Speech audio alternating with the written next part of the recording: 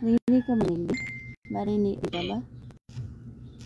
Kasi parang hindi maganda ang nakita. Okay lang po. Ang katawan ng lalaki, medyo tangkad na, medyo mapayat na unti. Hindi ka, medyo papayat sa'yo. matangkad siya ng onte. Balik matangos ang ilong. Medyo bata pa. Mas bata pa ata, medyo bata pa ata sa'yo. Tapos yung buhok niya, pero makapal din. Maliit ang mukha. Medyo matangos ang ilong na maliit. Tapos, maliit din ang mukha niya. May sila sa ngiti ng asawa mo. Tapos, medyo matangkad siya. Medyo matangkad kasi tingnan kasi hindi siya mataba eh.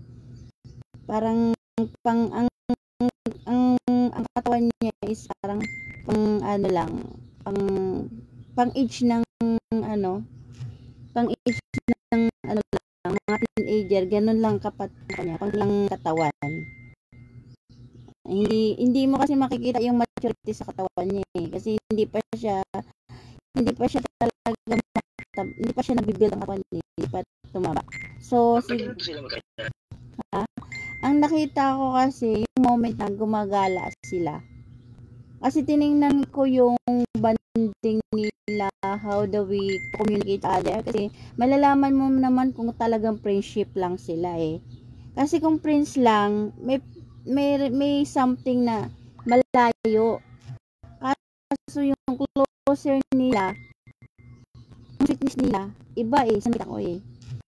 Kasi makikita mo pag walang relation ka, makikita mo naman how the way to talk. Nangyari ko ba namin nangyari sa kanila kahapon?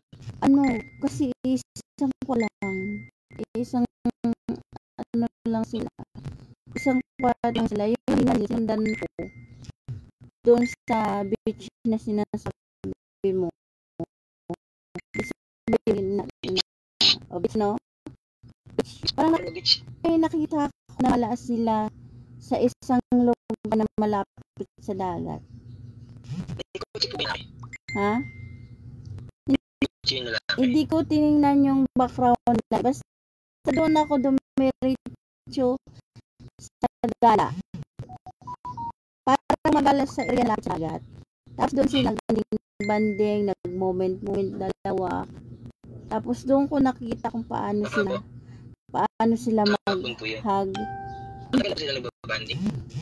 Hindi ko alam kasi hindi ko natanong kung kahapon ba o basta ang ko lang tiningnan ko, sabi ko dito, tiningnan ko kung mayroon ba siyang relasyon. So ngayon nakikita ko on the spot doon sa binyo sa baybayin. Tapos kahapon lang ay ito lang doon sa tampoyan kasi way back to lang po siya mahilig siya sa mga mas bata pa, no? Kasi yung katawan niya hindi pang matanda eh. Hindi pang matanda ang katawan niya. Pang 20 plus ganon. 29, 27, mga ganon. Oh, ilang taon ka ngayon? 35 po. Oh, mga ganon siya. Mas bata pa sa'yo ang mga kinukuha niya. Bata pa sa'yo yung... Anong purpose? Anong purpose po niya doon?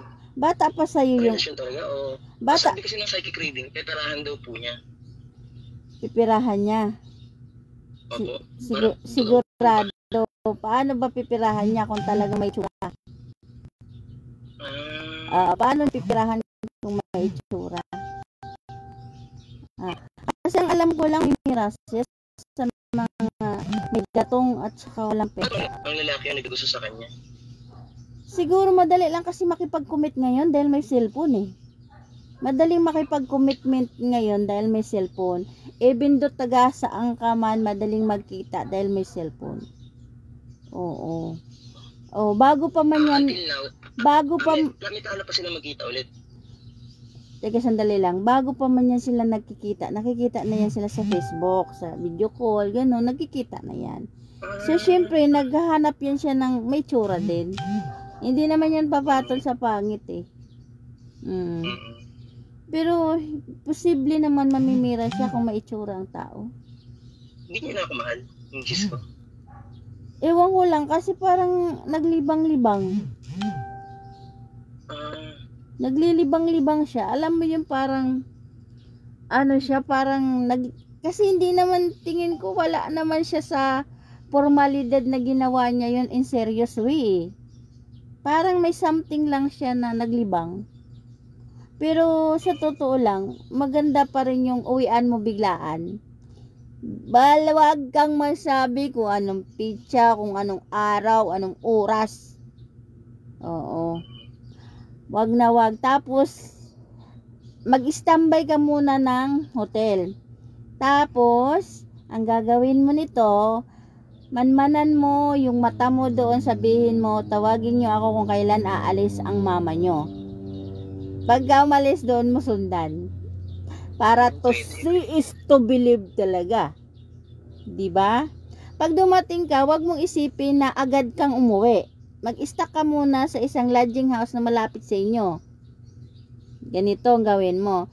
Tapos, kontak ka sa inyo, maghano ka ng mata doon, saka ka uuwi kung wala siyang asawa mo. Para masundan mo kung saan siya pumunta. Yung lalaki po pala, may asawa, binata. Ayun ang problema ngayon kasi yung ang inaano ko, hindi ko pa kinalkal yung background ng lalaki. Yung ano, pero pwede naman natin kalkalin. Sige, wait lang. Sige, titingnan natin. Try ko kung Ilang beses na po nangyari sa kanila? try natin kung makunik sa'yo, ha? Sa'yo ko kukunik, ha? Try ko kumukunik sa'yo. Kung hindi, doon ako sa picture niya, ha? Try ko muna kung kaya bang mukunik sa'yo. Kasi, paggawain ng asawa mo sa picture niya. Pero try ko kung kaya kong kumunik sa'yo. Sige, mag-video call. Tanggalin ko muna yung mukha ko. Kasi ikaw lang dapat nandyan. Sige, ha? Okay. Yung mga tanong mo, yun ang inano mo sa akin. I-subject natin. Sige, lakihan mo pa yung mukha mo. I-zoom mo pa sa camera.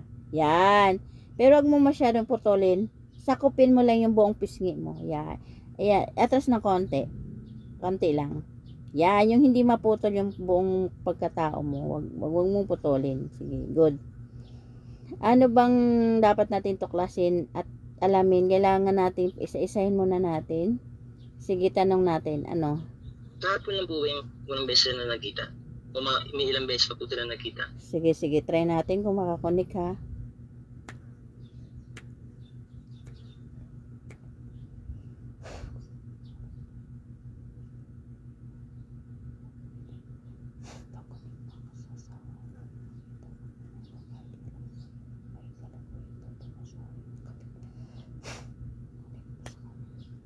Sige, stay put lang, be. Huwag kang gumalaw.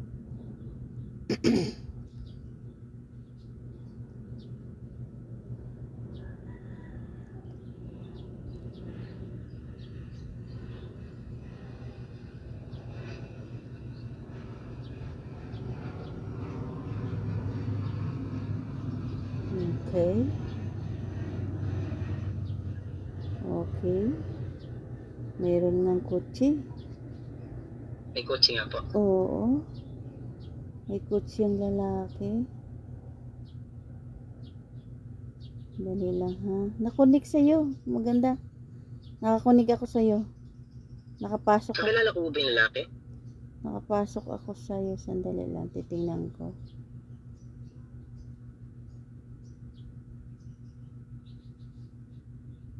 Dali lang, ha.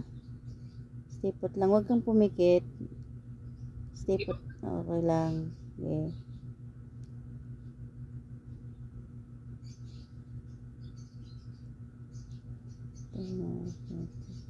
Kaya pala ang bilis nila makagala kahit saan. Kasi meron palang sakyanan. Tama nga yung sinabi ng psycho reading ni sa akin. May kotse nga daw. Dali lang. Titingnan ko muna.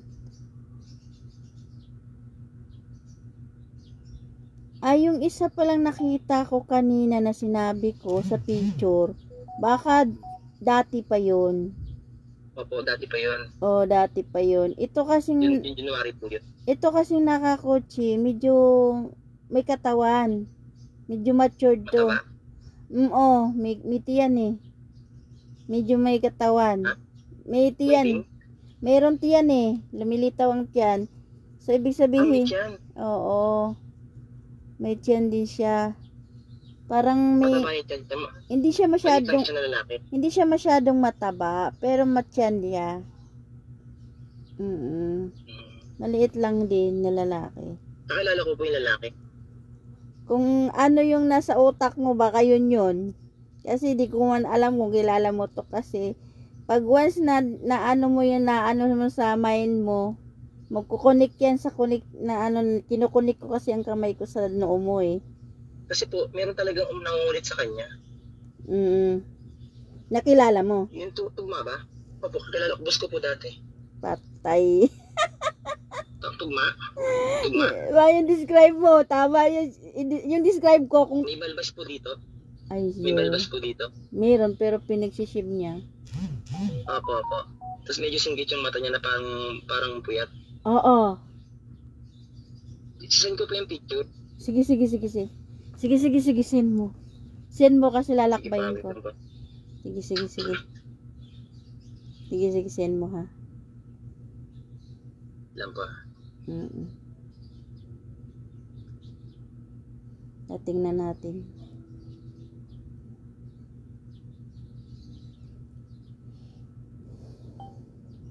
Anong po ang purpose yun? Yun yung ipipirahan niya.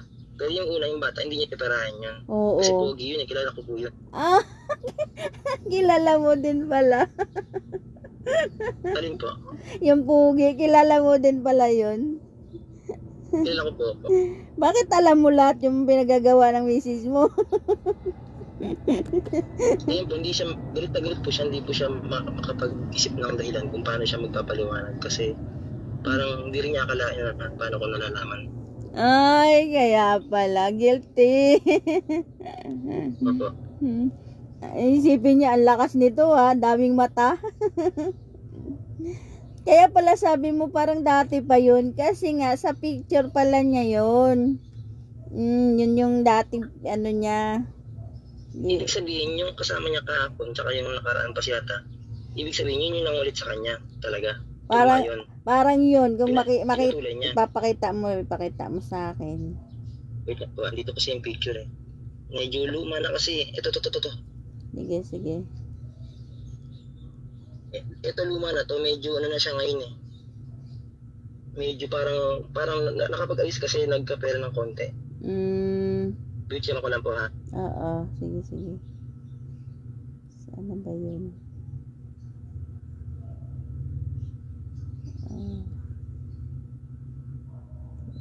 Ito po siya. Hindi ako okay. Dali lang ha. Sa pawan na naman. Nakahubad. Saan na ba itong ano mo? Saan ka naman banda? Ito. Okay. Kahit ka-send mo lang na nasasapawang ka talaga. Ang dami kasi nag-chat eh. Titingnan ko lang ha.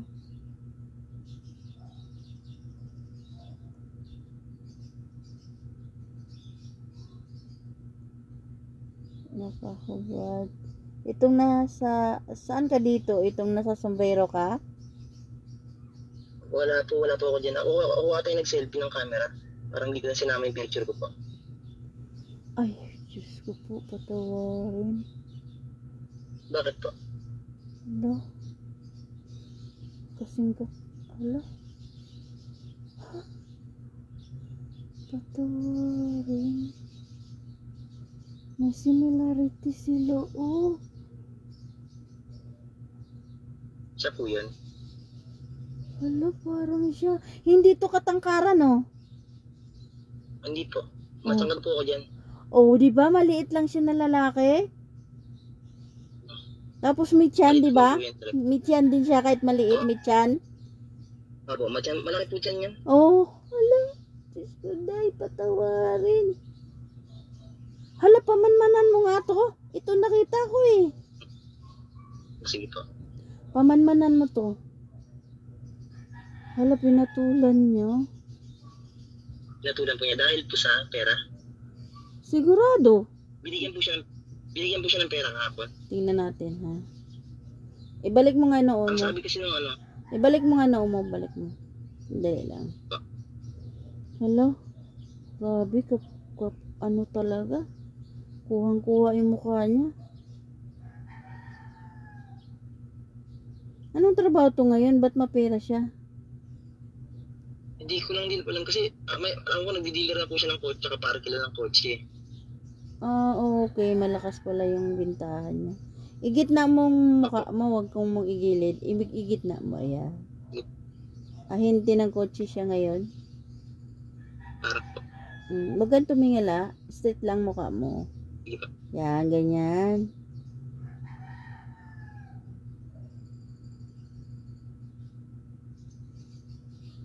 Oo nga, siya talaga. Oo, siya nga. Siya po. Siya nga. Kaya pala, binibigyan siya ng, sinusustintuhan siya ng pera. Kailan pa po? Ito parang latest to. Kasi parang bago lang yung ano niya eh. Latest to. Kahapon. Dali lang. Mukha ito. Kasi may binigay siyang pera. O, nag-abot ng pera. Magkano yung binigay sa akin? Baka maabot yung 5,000. Kasi ano siya, tig-1,000 eh.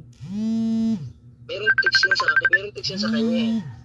Yung lalaki na yan. Malaki nga rin yung pagnanatan sa ko. Ano? Nag-choppy, ano? Sobrang laki daw po ng pagnanasa niya sa misis ko po. Matagal na rin siya nagnanasa. Pero hindi mo alam na meron na silang mayroon na silang... Hindi ko po. Kailan pa po? Mga ilang buwan? May buwan na po ba? Alam mo, yung mga pahiwatig na yan niya, nagpaparamdam na yun. Pinaparamdam na niya yun. Kasi hindi magsasalita ang isang tao, lalo't may asawa, ng mga ganyang katagang salita. Ang ibig sabihin nun, pinatulan na siya ng asawa mo. Kasi malakas ang loob niya magsalita sa'yo. Na hindi pwedeng sabihin yan sa'yo dahil asawa ka, di ba? Nakaka-insulto yung ganun. Nakaka-insulto nung... Sinindi mo po sa akin ni Mrs. yung script, yung chat ng boss namin na yun. Sinend naman po. Oo, yung chat to. Sinend niya pero sa totoo lang, ano na yun matagal niya na pong pinatala. Parang may something na pahiwatig yun. Kasi, ano mo na lang, analisa mo na lang. Kung siguro nandun ka at wala ka sa Japan, siguro hindi mangyayari yun. Pero nagagawa niya yan ngayon kasi wala ka sa tabi niya. Gusto rin niya yung nangyari sa kanila o dahil din sa pera? Nakikita lang siya dahil siguro sa pera? May kasama sa pera kasi galanting lalaki. Nakita ko talaga, bumibigay ng pera talaga yung lalaki. Parang nawiwili siya. Kasi alam niyo po, nilapagin siya ng pera doon sa trabaho niya. Na parang bundle ata. Oo. Parang sinadya. Galanti nga siya. Parang purpose. Purpose kasi para anihin yung parang akitin si Mrs. nga. Kasi kailangan din namin talaga ng pera. Kasi totoo talaga, medyo gipit po talaga kami ngayon. Panahon na yun ngayon. Totoo po talaga. Yun po, hindi ko akalain na yun, nagawa niya. Saglitan lang siya kasi sinasabi niya na din saglit lang siya magbigay ng 5,000, parang paisi lang magbigay ng 5,000, parang mabilis lang yung 5,000 sa lalaki. Kumbaga, basic lang sa kanya yung 5,000. Parang pag nag-abot siya pa, kunwari, walang pang ang bilis niya mag-abot. Kaya siguro, isa din yun sa na parang natukso siya dahil siguro sa pera nga. Kasi po, magpapasokan po yung mga bata ngayon. Yun po yung pinaproblema po namin. Oo, may kasama pala talagang finances, no? Minsan aminin ko sa'yo. Alam mo, sa hirap ng buhay, kasi kung talagang wala talagang skill, walang hanap buhay yung tao. Unlike sa akin, marami kasi akong skill. Karamihan talaga sa mga babae na nakikita ko ngayon kumakapit sa patalim. Oo, ganun talaga. Pero gusto niya rin yung nangyari sa kanila o napilitan nga lang po siya dahil sa pera? Hindi naman siya nagkagusto, kundi parang pakapit patalim lang. Kapit patalim lang. Parang yun, nahalikan po siya ng lalaki, talagang ginawa lahat sa kanya ng lalaki, yung gusto ng lalaki, nagawa sa kanya lahat. Hindi naman yan magsusupply ng pera kung walang mangyayari Alam mo Apo, naman, nagawa po nung lalaki. alam mo naman ang lalaki pagka nagsusupply, ibig sabihin may nangyayari na. Kaya pamanmanan mo muna yan, pamanmanan mo kung ganito na lang, para to see is to believe, ang gawin mo na lang yung pinayo ko sa'yo, yun na lang ang gawin mo. Huwag mong ipaalam na darating ka. Ngayon, kung may alam kang kapitbahay na malapit dyan sa lugar mo na pwede mong gawin kunsabo, kausapin mo na dyan ako mag-drop sa inyo kapag ka umuwi ako, at huwag nyo sabihin na dumating ako. Pero hindi pwede kapitbahay, malalaman yan, ano? Malalaman. Kung papasundan ko naman po kayo sa kapatid ko, kaso kasi nakakotse. Hindi, ikaw mismo talagang mag-surprise, ikaw mismo talagang pupunta doon, tapos mag-ano ka ng kausap mo doon, na kapag ka umalis yung misis mo, saka aalis doon. Saka kapunta doon. Pero gusto niya kasi palabasin na parang wala siyang ginawa, tapos parang okay lang kami. Parang huwag na namin pag-usapan. Parang gano'n yung gusto niya mangyari. Ibig sabihin, ginawa ka niya parang maging tolerate sa mga pinagagawa niya. Parang kinukonsabo ka niya, parang gano'n. Parang kasing alam naman kasi niya pwede ko talagang malaman, kasi alam naman niya na hindi yung mga connection ko. So, ibig sabihin, may pahiwatig na siya. Mayroon na siyang pinaparamdam sa'yo na may something nga siyang ginawa. Pero ang gusto na lang niya sabihin sa'yo na huwag ka na lang masyadong magreklamo kasi mapapahiya ang pamilya niyo. Parang ganon. Parang ganon din po.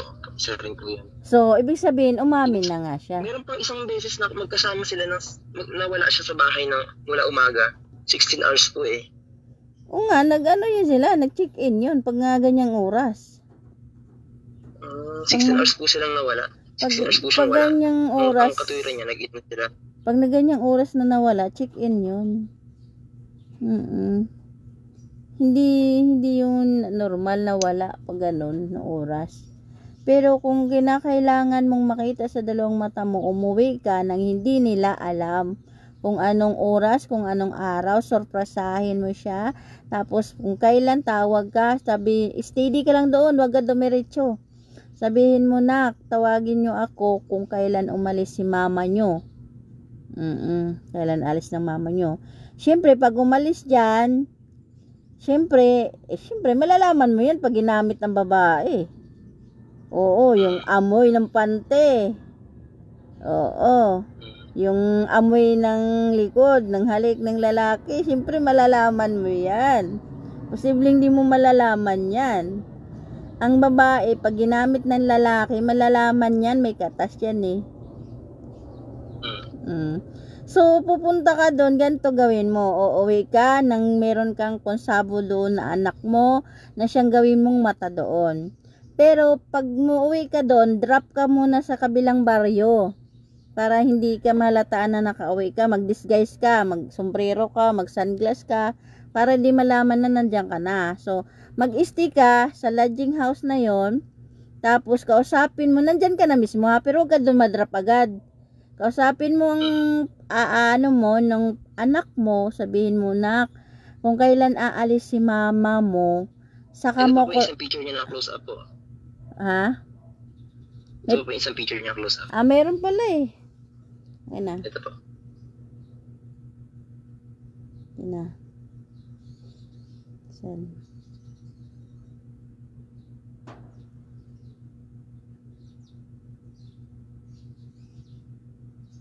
Yan po. Tagal lang. May asawa po yun eh. Ano po status nila ng asawa nila? Wala na ba sila ng asawa nila? Diba? Sabi ko na nga ba? Oo nga, sabi ko na nga ba? Siya nga. Siya nga talaga? Siya nga. Ay, tsura din. Ano ba status nila ng asawa nila, yung mataba? Mag-asawa. Sila naman ng asawa mo, tikim-tikim lang naman yan. Alam naman kasi ng asawa mo na may asawa din siya. Hindi naman sila pwede magsiseryosohan dalawa. Ano lang yan, libugan lang yung dalawang yan. Wala naman magitang ano dyan. ano lang yan sila, nagpapalabas ng sama ng loob. Ganito na lang gawin. Parang galit na galit. Kaya pala parang galit na galit siya kasi parang hindi niya alam kung paano siya papaliwanag. Kasi alam niyo po yung pakiramdam na may tinatago. Alam mo ang babae, pag may tinatago, mararamdaman ng lalaki yan eh. Posibleng wala kayong ganyang instinct eh. Ramdam mo yan. Ang asawa ba naman pag ginutuban, hindi talaga nagkakamali yan. Pag ginutubang kaya. Wala pa akong kain mula kagabi. Wala pa akong kagabi wala pa akong kain. Hanggang ngayon. Kasi kailan mo pa talaga na-exage yung mga ganyan kahapon pa? Nagtitrigger ka eh. Nung isang araw po yun talaga 16 hours ang wala. Tapos parang pinagtanggol siya ng kaibigan niya. Pinagtanggol, pareho sila ng gawain. Yung kaibigan niya, ganun din po yung gawain. Basta mga ganyan nagtatanggol, nagtatakip, mga gawain nila yan, kanya-kanya silang takipan yan. May mga ano pong plano nila nito? May plano pa sila magkita ulit? Ayun